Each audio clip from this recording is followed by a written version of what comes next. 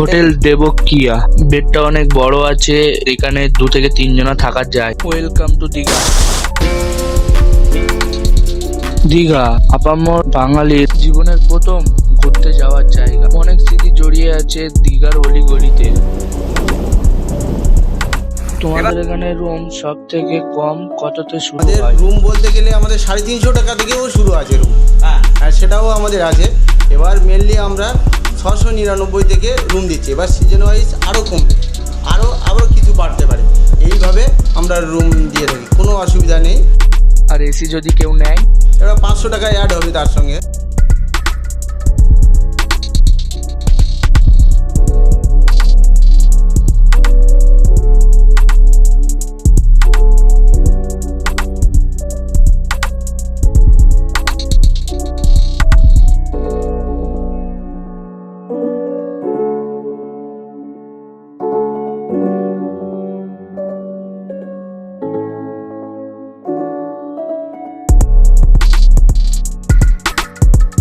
এই বেডটা বড় আছে, 4-5 জনের জায়গা হয়ে যাবে।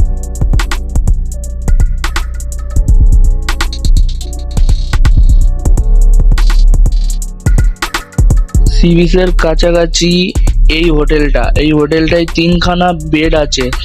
এই বেডে 3খানা, 6 জন তো গ্যারান্টি থাকবেই।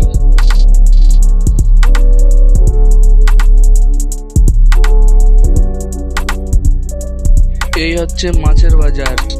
এখানে রয়েছে হাজার হাজার মাছ, বিভিন্ন মাছ। তুমি যেটা ইচ্ছা সেটা নিতে পারো। A to Z সব মাছ পাবে এখানে, সমস্ত মাছ পাবে। সব মাছের ভেতরে কেমন আছে, কি টেস্ট আছে, এই জায়গা থেকে রান্না করে নেবে তোমরা। আমি তো এখান থেকে রান্না করেছি অনেকবার। হাজার হাজার লক্ষ লক্ষ মানুষ নেমেছে সমুদ্রে, গোসল করতে নেমে গিয়েছে।